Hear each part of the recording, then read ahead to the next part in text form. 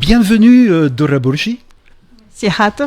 Vous êtes illustratrice, vous venez de participer à l'édition du livre Où va-t-on Mima à Sidi Bou Saïd et vous venez du monde du design puisque vous sortez de l'école supérieure des sciences et technologies de Denden. Comment s'est fait ce passage? Je crois que c'est par le cœur d'ailleurs. Oui, exactement.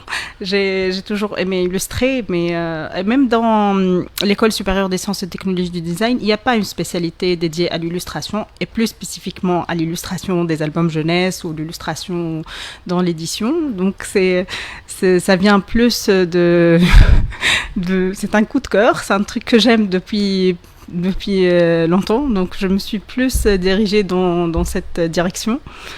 Et petit à petit, je me suis retrouvée. Même mon premier métier, c'était dans l'illustration jeunesse, la création de livres pour enfants, et ça a commencé comme ça. Mais en même temps, vous essayez de travailler de manière immersive. Par exemple, pour ce livre sur Sidi Bou Saïd, vous êtes allé à Sidi Bou Saïd à plusieurs reprises. Oui, bien sûr. Avec Emna Mrad, qui est l'autrice de l'ouvrage. En fait, je suis allée avec mon fils qui a 5 ans. C'est pour tester aussi comment il se promène, comment il marche, son attitude. Je lui ai pris aussi des photos. Il a fait le tour exactement comme dans nos livres. Et même les dessins, il y en a plein qui sont inspirés des photos prises de mon fils se promenant à Sidi Bou Saïd et aussi dans le port et tout ça. Voilà. Et tout cela débouche ensuite sur un storyboard, sur un travail technique qui est très rigoureux en fait. En fait, on commence par partager le texte sur les doubles pages. Chaque partie on répartit le texte en plusieurs pages. Et à chaque double page, on prépare des croquis. Ça s'appelle aussi le chemin de fer, plus que storyboard dans les albums jeunesse, mais c'est pareil, on utilise les deux. Et c'est comme ça qu'on a commencé le travail avec la maison d'édition Livox. En fait, la première étape était d'envoyer ces petits dessins pour se mettre d'accord sur le contenu des doubles pages. Et en fait, ce qui était bien dans le projet, c'est qu'on a vraiment fait réaliser le travail dans les règles de l'art. On a passé par toutes les étapes nécessaires de la création de l'album jeunesse. Et ça construit aussi de la complicité entre vous, l'autrice et l'éditrice. Oui, vraiment, on a tout travaillé ensemble. Il y a une vraie collaboration dans la création de ce livre. Et, toutes les planches étaient revues, retravaillées avec toute l'équipe. Voilà. Et vous appréciez le travail autour du coloriage ? Ça veut dire. C'est-à-dire que le côté couleur, vous êtes impliqué dedans également. Moi j'aime trop faire du coloriage.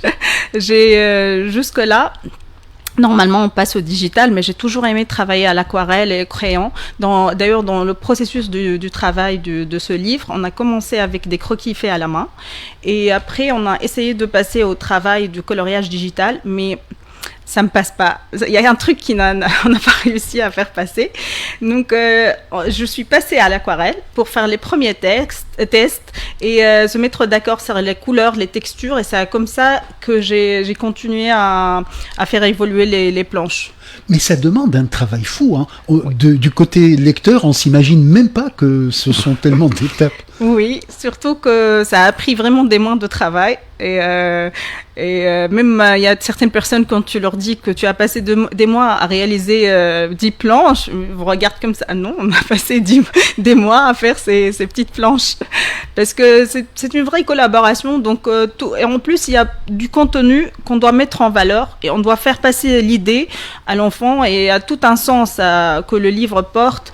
Il y a la partie apprentissage et aussi le récit. Il y a une partie culturelle qu'on doit transmettre dans ce livre. Donc tout ça, c'est plein de petits détails que les images doivent porter avec le texte. Et il y a aussi le feeling avec le texte, justement, le texte de Emna Mrad et puis le travail de fond de Zakia Bouassida. Oui, Zakia Bouassida aussi, elle fait un travail énorme. Elle suit tout en détail. Vraiment, je remercie toute l'équipe et je suis très contente qu'on a enfin vu le travail prêt et qu'il voit le jour.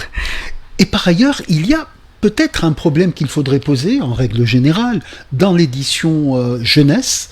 les illustrateurs ne sont pas toujours mentionnés. C'est-à-dire que le travail de l'illustration, qui est un travail fondamental, est parfois un peu délaissé, un peu pris pas très au sérieux. Alors que là, on sent que vraiment, il y a un pas de deux entre l'auteur et l'illustrateur, et également une présence active de l'éditeur.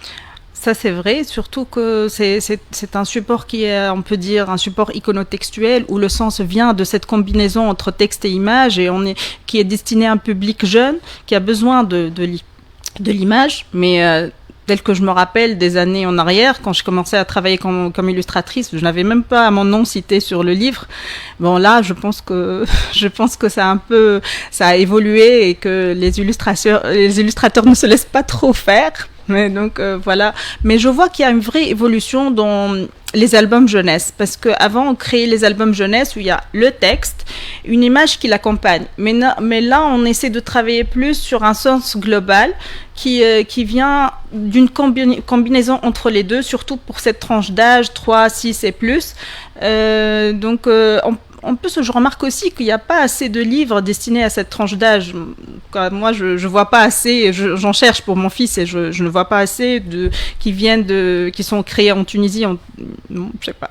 Et c'est aussi une grande responsabilité de créer des livres pour les 3-6 ans. Oui, il y a plein de détails auxquels on doit faire attention parce que c'est leur premier livre, il y a plein de points auxquels on doit faire attention, le contenu, le texte, les mots utilisés, ça doit être simple, adapté à cette tranche d'âge pour faciliter l'apprentissage, le sens final, les détails dans les images comme j'ai dit tout à l'heure. Donc voilà. Et puis la plongée à Sidi Bou Saïd. Donc ça se passe comment lorsqu'on est en train de dessiner Sidi Bou Saïd avec un enfant en fait, et dessiner pour des enfants? Comment ça s'est passé? C'est vrai que j'ai emmené mon fils avec moi et j'ai pris des photos, mais j'ai aussi je suis aussi revenue à mes propres souvenirs à Sidi Bou Saïd.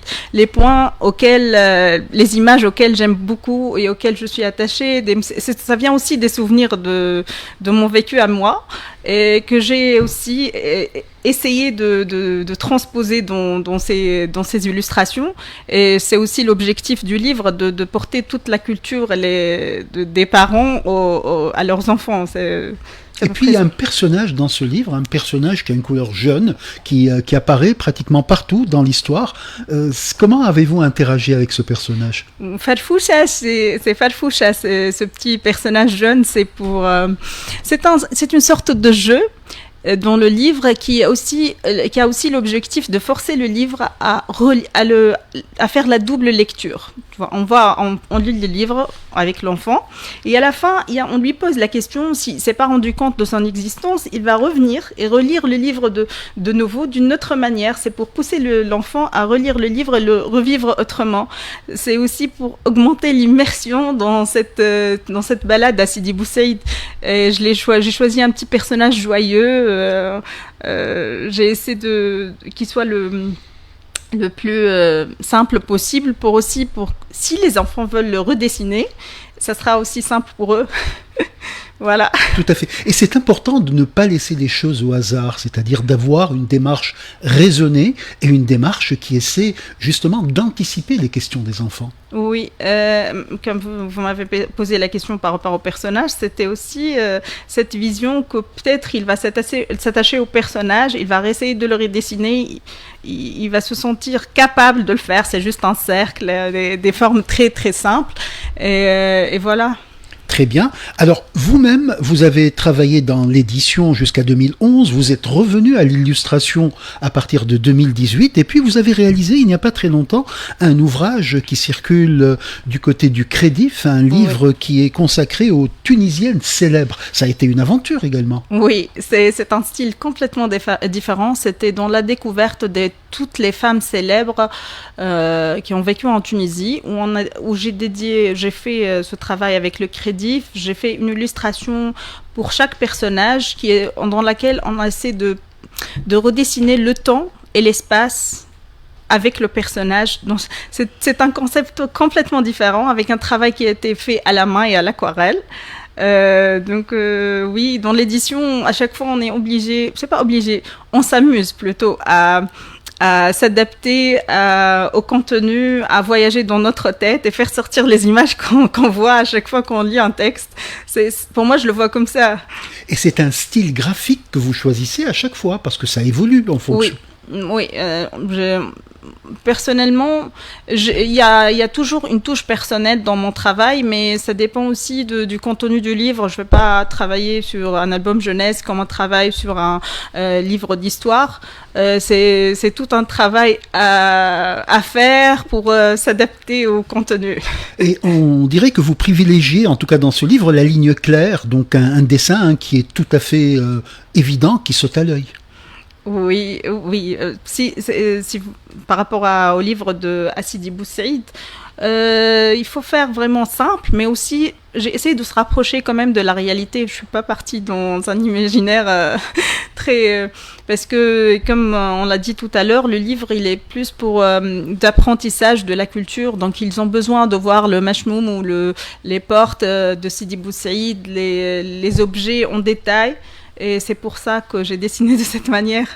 Et puis en même temps, on peut écouter ce livre, c'est ça qui est assez innovant. Oui, le livre, il est dans l'immersion, donc un apprentissage où on peut lire, toucher, voir et écouter. Écouter M. Namrad qui nous raconte le livre avec sa voix. Et entendre aussi la musique de Mohamed Belhaj. Donc il y a tous les éléments nécessaires pour qu'on vit le contenu du texte, voilà. Tout à fait. Et donc une belle aventure éditoriale. Et en même temps, de votre côté, on ne se rend pas compte, nous autres lecteurs, que l'unité de mesure, en quelque sorte, pour un illustrateur, une illustratrice, c'est la double page. Et donc, vous raisonnez toujours en fonction d'une double page. C'est une contrainte pour vous. Oui, dans le cinéma, on a l'écran, le cadre. Dans les bandes dessinées, c'est les vignettes qui vont faire une planche. Dans les albums jeunesse, l'unité c'est la double page. On répartit le texte en double page et c'est comme ça qu'on a notre fil de fer ou storyboard pour être plus clair. Voilà, c'est une autre unité. Tout à fait. Et par ailleurs, et à côté de ce travail d'illustratrice, vous exposez également de temps en temps dans le domaine des arts visuels.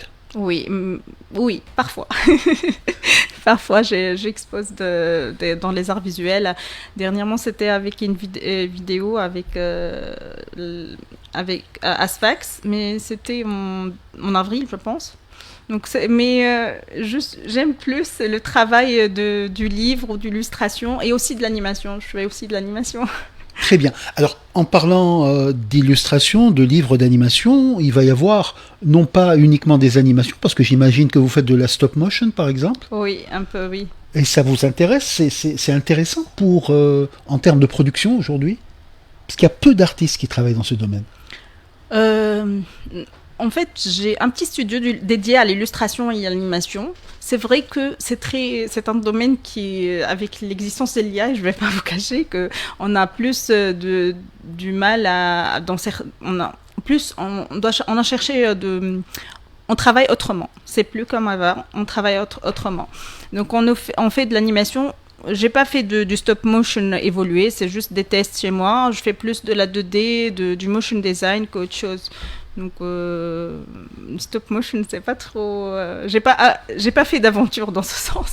Très bien, mais en tout cas, les aventures livresques sont très éloquentes et vous serez demain avec vos complices du projet Où va-t-on Mima à Sidi Bou Saïd du côté de la librairie Fahrenheit. Et là, vous allez présenter ce livre.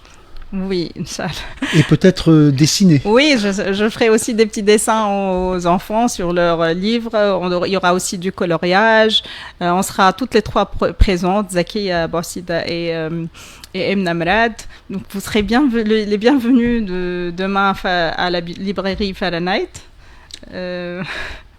Voilà, donc il y aura plein d'autres activités, du coloriage, et il faut venir pour découvrir. Voilà, découvrir les 3 mousquetaires du livre jeunesse qui sont actuellement en train de nous ouvrir les yeux, et les oreilles d'ailleurs, autour de ces livres audio et également autour de ces livres qui marient illustration et texte. Merci beaucoup Dora Borgi d'être venue au studio aujourd'hui pour nous parler de votre parcours, pour nous parler de cette aventure éditoriale. Peut-être une dernière question concernant vos projets dans le futur immédiat. Je travaille sur mon propre livre. et je l'ai pas fini. Donc ce livre, j'ai même écrit le texte. Il est aussi et bientôt je le lancerai dans les mois prochains. C'est vraiment où je suis l'auteur et l'illustratrice, l'autrice et l'illustratrice. Magnifique, Voilà. magnifique. Et puis, tous nos vœux de succès, hein, et puis Merci bon beaucoup. travail, parce que effectivement, c'est un travail très méticuleux. Merci beaucoup pour cette invitation. Merci Dora Bolgi, et puis bonne continuation pour votre dernier ouvrage, Où va-t-on Mima à Sidi Bou Saïd. Merci.